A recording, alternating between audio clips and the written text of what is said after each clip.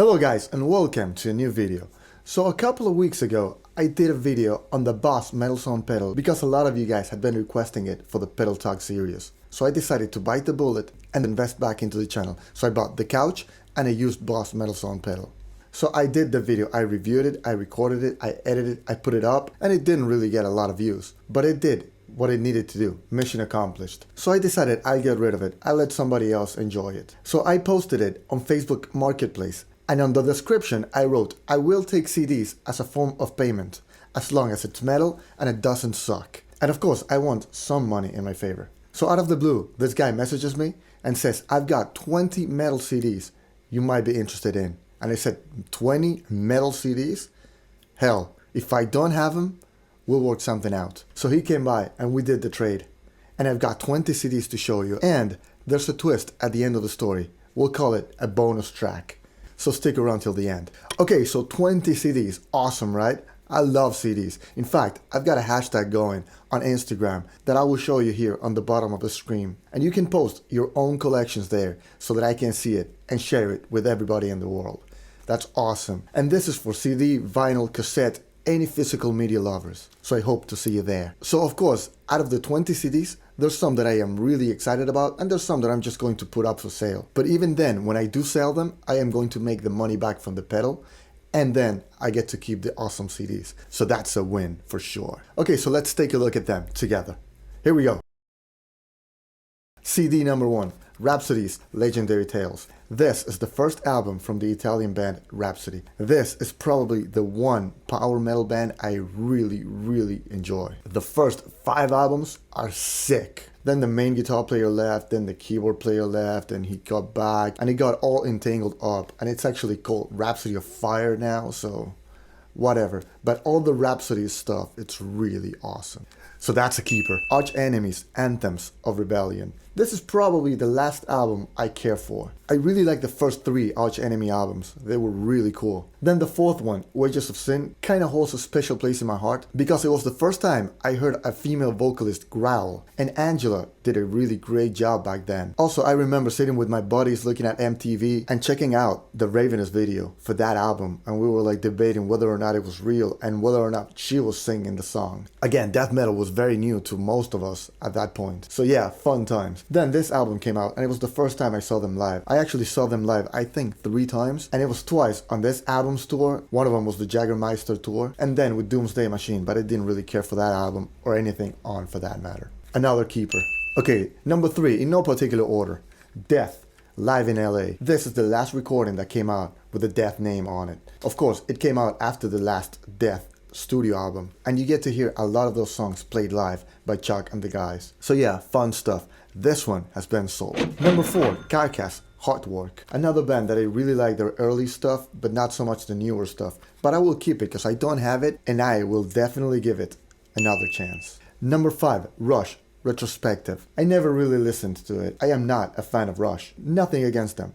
It just never caught my attention. So I will definitely give it a spin and decide whether I'll keep it or not after listening to it. Number 6, Yngwie Malmsteen, Fire and Ice. Boy, do I have stories with this guy. I've got at least 4 awesome stories featuring this guy, but I will save them for future Storytime with Pat videos. Spoiler, I used to live 15 blocks away from his house in Miami. This one is made in Germany and I will try to sell it online. Albums 7 and 8, Dream Theater, Awake, and A Change of Seasons. I have no opinion on these albums. I have never been a fan. I mean, they're amazing musicians. There's no doubt about it. The guitar work is ridiculous. The drumming is amazing. The bass playing is great. The keyboard, I mean, I could go on and on.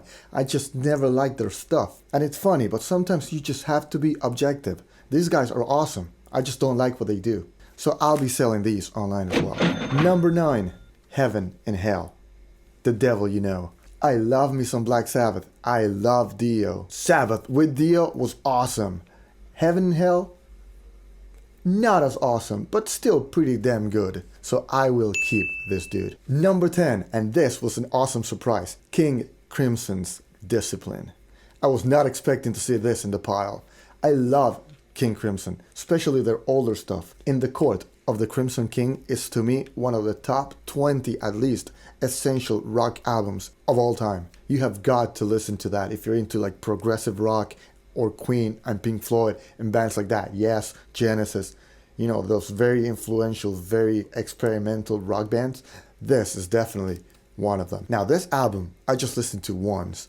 It's definitely something you have to really sit there and pay attention to really comprehend. So I will definitely be keeping this guy. I will spin it many a times until I love it. Number 11, Cannibal Corpse's Gore Obsessed. Hell yeah, it's not one of my favorite albums, but it was missing in my discography. So this becomes number 13, I think, as far as Cannibal Corpse CDs go in my collection. So that's awesome.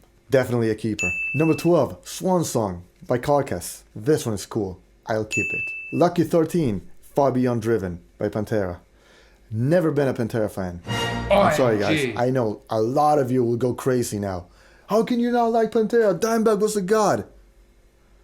I do like and I own Cowboys from Hell, but I never bought into Pantera as a band. That being said, I remember like it was yesterday when Dimebag got shot, and that was truly one of the saddest days in music history. I, for one, was shook up big time. It really makes you think. One day you're here, and the next one, you're just gone because some crazy-ass fan decided to shoot you. That's fucked up. Definitely a loss. Gone too soon. Number 14, Symphony X, The Divine Wings of Tragedy. Great title. Michael Romeo, the guitar player for this guy, is an amazingly talented guitar player. Probably the one guitar player that plays power metal that comes close to Rhapsody's Luca Turilli. That's in my book anyway. But yeah, I will be definitely listening to it. I am not a fan of power metal, so I would probably put it up for sale. But I will spin it at least a couple of times before it goes. Number 15, Black Sabbath by Black Sabbath. This I am super excited about. I was actually looking for this album for a long time. And if you guys know me, I don't really like buying online. I'd much rather go to the record store and search through CDs and stuff and pick out whatever's available there. Because it might not be my favorite album, but I might get to listen to a lot of music that I haven't listened to before. It takes me back to the old days. And I saw this CD be online at this record store that I frequently go to, so I asked the clerk to get it for me. And apparently he did order it, but it just never got there. So I kept asking for it, and I kept on asking for it, because I go to that place at least once a month, but I just couldn't get a hold of it. So here it is, and I am happy. This album rules. Number 16 and 17, more Sabbath. I love me some Sabbath, so I'll keep these guys.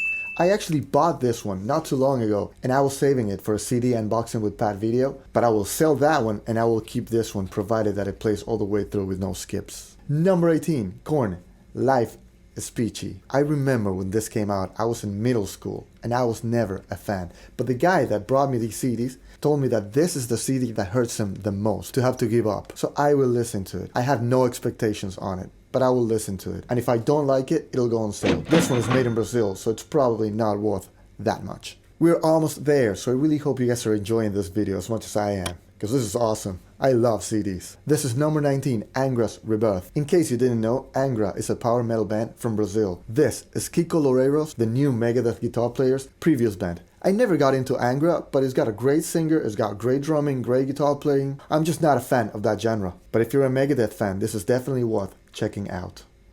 This one has already been sold. And last but not least, another Brazilian band. This is Crisium, death metal band from Brazil. Brutal, simple, fast, filthy. What's not to like? So yeah, definitely a keeper. I already have 4 Crisium albums. This will be the 5th.